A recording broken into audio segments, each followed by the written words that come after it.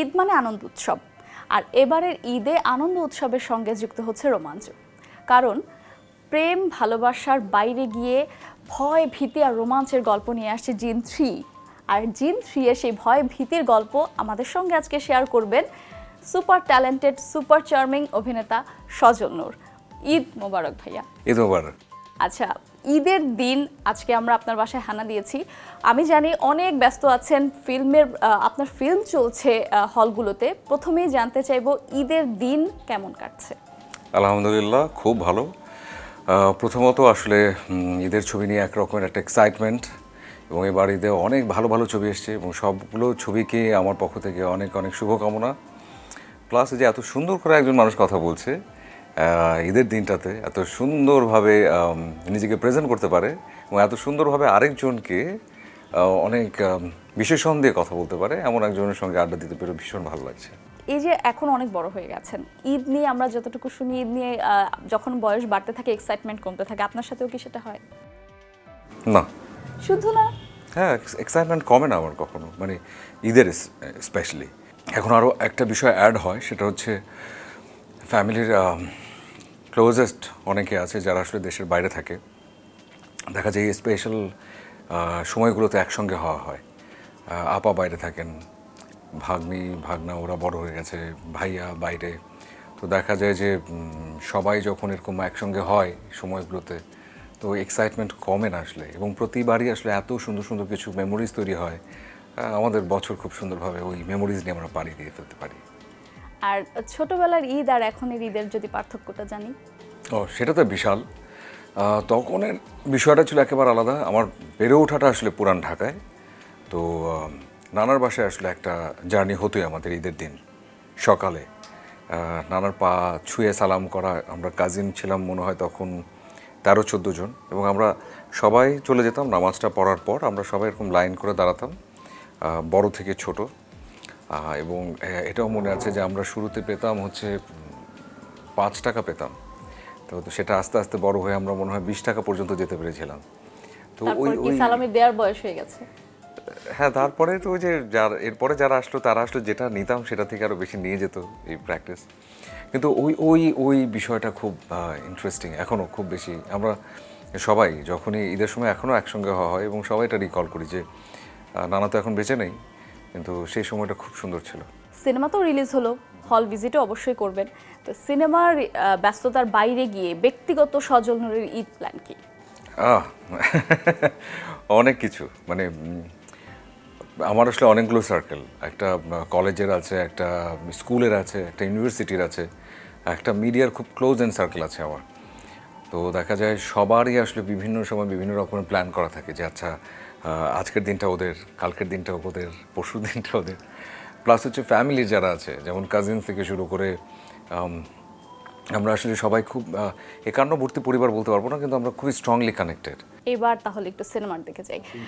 Cinema তো release হয়ে গেছে অলরেডি, কেমন সাড়া পাচ্ছেন? আলহামদুলিল্লাহ, আলহামদুলিল্লাহ, আলহামদুলিল্লাহ। আমি আল্লাহর কাছে লাখ লাখ শুক্রিয়া জানাই যে আমরা সবাই কাজ করার জন্য আসলে কষ্টটা করি, যেই কাজটাই করি। এবং আবারও বলছি, যেই ছবিগুলো আসছে প্রত্যেকে ভীষণ হার্ডওয়ার্ক করেছে, এবং আলহামদুলিল্লাহ আসলে যেভাবে করে দর্শক নিচ্ছে বা যেভাবে করে বলছে, ভীষণ ভালো লাগছে, ভীষণ। এর আগের দুটো ফ্রাঞ্চাইজি আছে জিন 1 এবং 2, তো ওই দুটোর কিন্তু মোটামুটি বক্স অফিস কালেকশনের কথা বলি অনেক হিট ছিল। তো এই 3 নিয়ে প্রেশার ফিল করছেন কিনা? হ্যাঁ, একটা প্রেশার তো ছিলই, প্রেশার ছিল কারণ জিন 1-এর একটা আলহামদুলিল্লাহ আসলে অন্য রকমের একটা রেসপন্স, যেহেতু গল্প ভাবনাটাই আলাদা। আজিজ ভাইয়ের লেখা, এবং মূল ভাবনা সম্পূর্ণটাই ওনার, এবং হয় না যে, এবং যেই গল্পগুলো আসলে আমাদের এখানে দেখা যায় তার বাইরের একটা গল্প, এবং এরকম একটা গল্প পরিবারের সবাই নিয়ে আসছেন, বাচ্চা থেকে শুরু করে একদম পরিবারের সেই মানুষগুলো যারা আসলে অনেক দিন ধরে হয়তো হলেও আসেন না। তো এটা তো আসলে পরম প্রাপ্তি।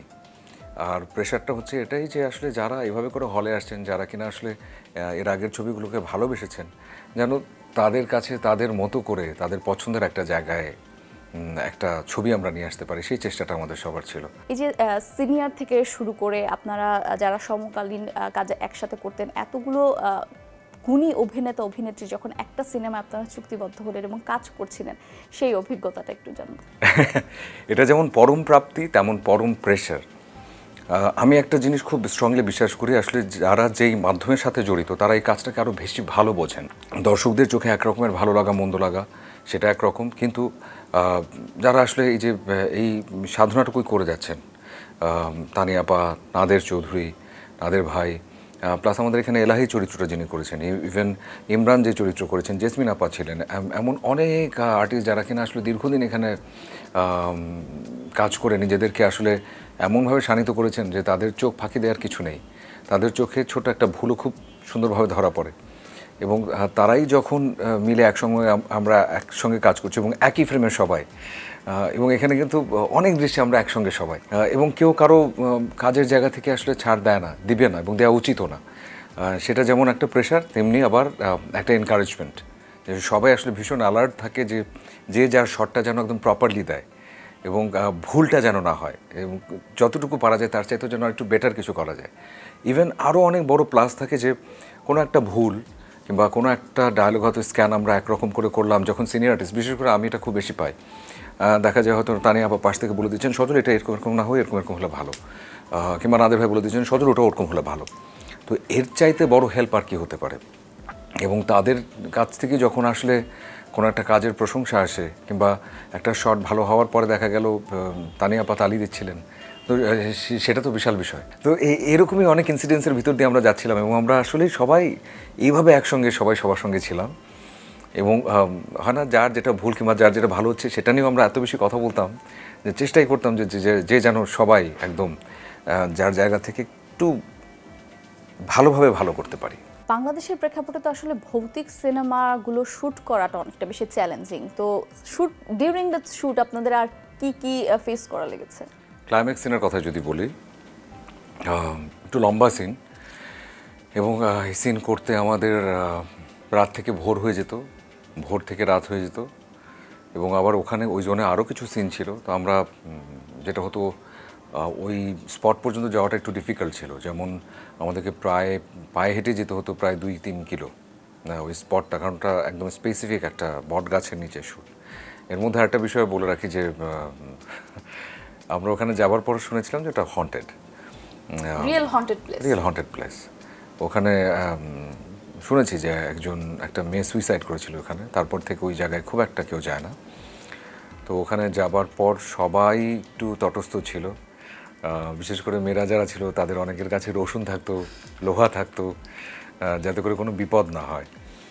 প্লাস ওখান থেকে যেমন ওয়াশরুমে যাওয়া খুব ডিফিকাল্ট ছিল, প্রায় 1.5 কিলোমিটার পাড়ি দিয়ে ওয়াশরুমে যেতে হতো। তো তখন আমি এবং আমার সাথে আরও কয়েকজন আমরা টিমের একসঙ্গে যাই, আশপাশে কিছু বাসা খুঁজে বের করি, একটা বাসা পাই আলহামদুলিল্লাহ, এবং তারা ভীষণ সাপোর্ট করেছেন, যদিও সেটা 1.5 কিলোমিটার দূরে। তো ওখানে আমরা ওয়াশরুমের জন্য যেতাম, এবং এমনও হয়েছে যে আমরা টানা 36 ঘন্টার আরও বেশি টানা শ্যুট করে গেছি ওখানে, ননস্টপ একদম, এবং এভরি সিঙ্গল ওয়ান, কেউ ওই স্পট থেকে আসলে বাইরে যায়নি। এবং যেমন চ্যালেঞ্জিং যে হয় না যে প্রত্যেকটা জিনিস যেমন হয়তো শুনতে কিংবা বললে পরে খুব একটা লাগে না, কিন্তু একটা 24 ঘন্টার মধ্যে তো ওয়াশরুমে যেতেই হয়, 36-48 ঘন্টার ভিতরে তো যেতেই হয়। আমাদের এখানে হীরা ভাই, উনি থিয়েটার আর্টিস্ট, ভীষণ ভালো অভিনয় করেন, এলাহি চরিত্রটা করেছেন উনি। তো আমরা যখন ফিরে আসছিলাম, আচ্ছা ওনার আবার বিষয়টা এমন ছিল যে ওনার সকালে অফিস ছিল গাজীপুরে। তো উনি যেটা হতো যে কারো তো ঘুম নেই, উনি সকাল হয়তো 6টা-6:30টার দিকে শ্যুটটা শেষ করে উনি ওখান থেকে চলে যেত ওনার অফিসে, উনি অফিসটা করে আবার এসে জয়েন করে ফেলতেন, এবং যে ঘুম নাই ওই অবস্থায় অফিস করে এসে উনি শ্যুট করছিলেন। তো যেটা খুব অদ্ভুত ঘটছিল যে আমরা যখন শ্যুটটা শেষ ফিরে যাব, তখন বাজে মনে হয় 4টা কিংবা 5টা, একদম এটা হচ্ছে 2-3 দিন পর ভোর। তখনও সূর্য পুরোটুকু ওঠেনি, 5টার মতো বাজে। তো ঠিক ওই সময়, এবং ওনার যেহেতু যেতে হবে, অফিস আছে, তো যাচ্ছে উনি সবার সামনেই। তো যেতে যেতে হঠাৎ করে উনি দেখলাম, কারণ ছোট আইল ধরে আসতে হতো আমাদের, তো পাশে ছিল, ওটাকে কি বলো, যে চাষের জমি, তো সেখানে পানি হচ্ছিল। তো উনি হঠাৎ করে একেবারে এই অবস্থায় পুরা ফ্ল্যাট ইয়েতে পানির ওপর, এবং ও ফ্ল্যাট পানির উপর, এবং এরপর উনি উঠছেন না অনেকক্ষণ, তারপরও সবাই গিয়ে ধরাধরি করে ওনাকে উঠালেন। উনি উঠে যখন আমরা ওই পার পর্যন্ত আসলাম, আসার পরে উনিও খুব চুপ, কিছুই বলছেন না, একদমই চুপ। তো এই তো উনি পরে বলছিল যে, এবং ওনার আশপাশে আসলে কেউ ছিলেন না, একটু সামনে কেউ ছিলেন, পিছনে ছিলেন, আমি দূরে ছিলাম, দূর থেকে দেখছিলাম যে উনি একদম ধাপাস করে পড়লেন। এবং পরে বলছিলেন যে মানে মনে হচ্ছিল যে কেউ একজন আমাকে মনে হলো যে পুশ করলো, হ্যাঁ। কিন্তু এত রাতে তো আসলে কেউ দুষ্টামিও করবে না, যদিও আমি অনেক দুষ্ট, কিন্তু এত রাতে এই দুষ্টামিটা তো আমার না। তারপরে তো এটা নিয়ে কথা বলা, এবং আমরা প্রত্যেকে আসলে আয়াতুল কুরসি এখানে একদম রেগুলার পড়তাম সবাই। তো এমনই অনেক ফান মোমেন্টও আছে, অনেক স্কেরি মোমেন্টও আছে, এরকম প্রত্যেকটা মোমেন্টের ভিতর দিয়ে আমাদেরকে আসলে শুটিংটা করতে হয়েছে। জিন নিয়ে যেহেতু কথা হচ্ছে, আমি একটু জানতে চাই যে 2টা সিনেমায় কাজ করা হয়েছে হরর ফিল্মের, 2টার মধ্যে সজল নূরের ফেভারিট কোনটা? Tricky question. দুটো দু রকমের, দুটো আসলেই দু রকমের, এবং চরিত্রটাও দু রকমের। আমার জন্য দুটোই আসলে খুবই চ্যালেঞ্জিং ছিল, এবং কিছু জিনিস আসলে বলতেই চাই যে, যেমন যে ধরনের গল্পগুলোতে আমার করা হয় কিংবা আমি করেছি বেশ লম্বা সময় ধরে, ফিকশনে কাজ করেছিলাম, চলচ্চিত্রের জায়গাটা আমি বলবো আমার কাছে অবশ্যই আলাদা, যেখানে কিনা আসলে এমন কিছু চরিত্র, এমন কিছু গল্পগুলোই আসলে করা হচ্ছে যেগুলো কখনোই আমার করা হয়নি।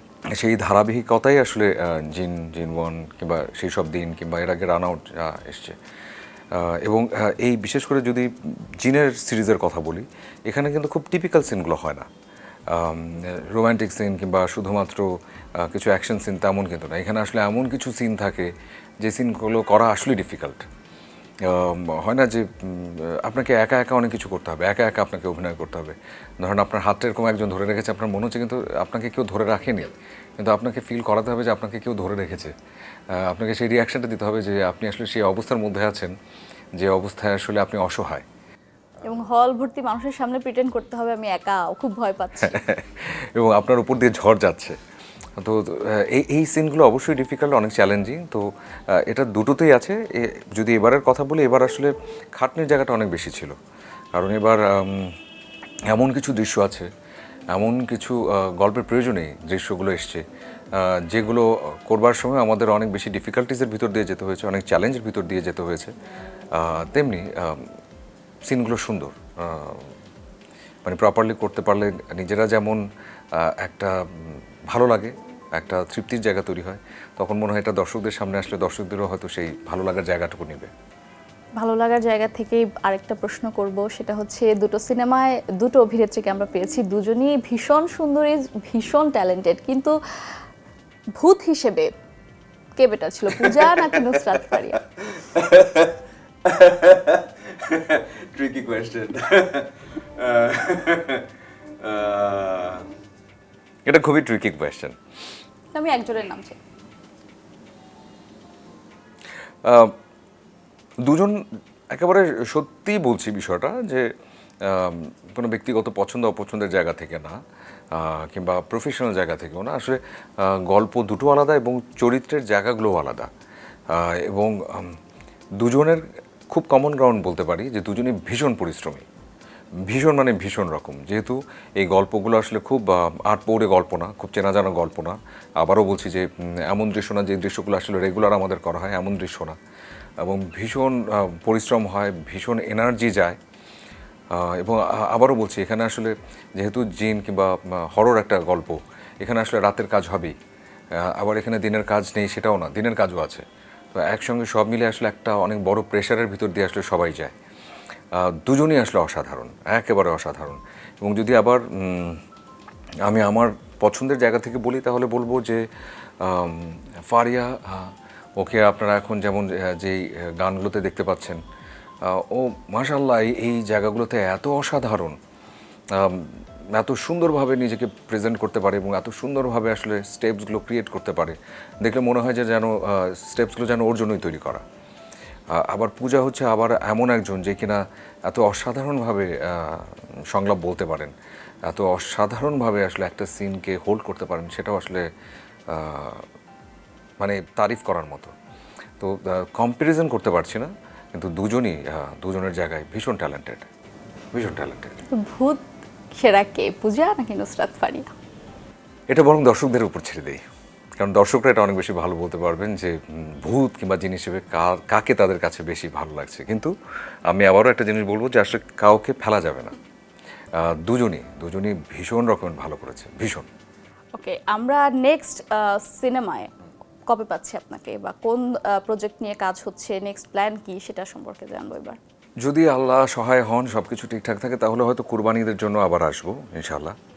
তবে আমি বরাবরই একটা বিষয় বলি যে চলচ্চিত্রটা আমার আসলে স্বপ্নের জায়গার মতো, তো এখানে খুব বেশি কাজ, যেমন নাটকে একসময় অনেক কাজ করেছি, এখন যেমন আর খুব একটা করা হচ্ছে না, কিন্তু চলচ্চিত্রের বিষয়টা আমার কাছে বরাবরই খুব স্বপ্নের, খুব এটাকে কী বলে, যে আপনি যে জায়গাটাকে অনেক বেশি ভালোবাসেন, যে জায়গাটা আপনার স্বপ্নের মতো, তো সেই জায়গায় আসলে খুব অহরহ কিছু করে আসতে চাই না। আমি সামনেও হয়তো আসবো, কিন্তু যে গল্প, যেই চরিত্রগুলো দর্শকদের ভালো লাগতে পারে, কিংবা যে চরিত্র কিংবা গল্পগুলো আমাকে ভাবায়, আমাকে হয়তো একটু কষ্ট দিবে করতে, তেমন কিছু কাজ নিয়ে আসবো। তবে ইনশাআল্লাহ হয়তো কোরবানি দিয়ে আসবো। কি ধরনের চরিত্র করার প্রতি এক ধরনের ক্ষুধা কাজ করে আপনার? কোনো স্পেসিফিক চরিত্র নাই, আমার নেগেটিভ চরিত্রও টানে, একেবারে সত্যি। আবার এমনও না যে একদম একটা ছবির সিন 1 থেকে শুরু করে একদম ক্লাইম্যাক্স পর্যন্ত থাকতে হবে, না দ্যাট। আমার কাছে মনে হয় যে চরিত্রটা আসলে দাগ কাটে, যে চরিত্রটা একটা গুরুত্ব বহন করে, যে চরিত্রতে কাজ করার মতো জায়গা আছে, এটা অনেক বেশি গুরুত্বপূর্ণ। Small role but big impact. Small বড় কোনো কিছু ম্যাটার করে না, মানে ম্যাটার করে হচ্ছে একটা ইম্প্যাক্ট ক্রিয়েট করে, দ্যাটস ইট। ওকে, আমরা অনেক কিছু জানলাম। এখন যদি ঈদ উপলক্ষে সজল নূর তার ভক্তদের উদ্দেশ্যে কিছু বলতে চায়, তাহলে কি শুভেচ্ছা বার্তা দিবে? দর্শক, দীর্ঘদিন ধরে আপনাদের কাছ থেকে ভালোবাসা পেয়ে যাচ্ছি, আমি সত্যি আপনাদের সকলের কাছে বাই হার্ট কৃতজ্ঞ। এতদিন ধরে এভাবে করে ভালোবাসা দিয়ে যাওয়া, কাউকে নিজের মনের মধ্যে জায়গা দেয়া, এটা আসলে আমার মতো একজন ক্ষুদ্র আর্টিস্টের জন্য অনেক বড় বিষয়। তবে এটা সত্যি যে আমরা ভীষণ কষ্ট করে কাজটা করি, যে কাজটুকু আপনাদের কাছে আসে সেটা ভালো কি মন্দ কেমন লাগে সেটা তো খুবই আপেক্ষিক বিষয় এক একজনের, কিন্তু আমরা ভীষণ পরিশ্রম করি। আশা থাকবে এটাই যে এখন যে ছবিটি আছে আপনাদের জন্যে করা, জিন 3, ছবিটিকে দেখবেন, এবং সেই সাথে যে যে ছবিগুলো আছে আরও আমাদের এবারকার এই ঈদ উপলক্ষে এসছে সবগুলো ছবি দেখবেন, এবং যেই ছবিগুলো ভালো লাগছে সেগুলো একটু বেশি করে দেখবেন। আর যদি আমাকে আপনাদের ভালোবাসার জায়গায় রেখে থাকেন, তাহলে আপনাদের এই ভালোবাসার কথাটুকু সবাইকে জানাবেন। Thank you. আসলে সজল নূর আমার ক্লোজিং লিংক দিয়ে দিয়েছে। দর্শক বিভ্রান্ত হবেন না, তার সাথে আড্ডা আমার এখনো চলবে। তবে আপনাদের কাছ থেকে বিদায় নিচ্ছি, সবাই হলে যান, জিন 3 দেখুন, এবং ঈদ অনেক অনেক ভালো কাটুক আপনাদের, এবং সঙ্গেই থাকুন সময়ের।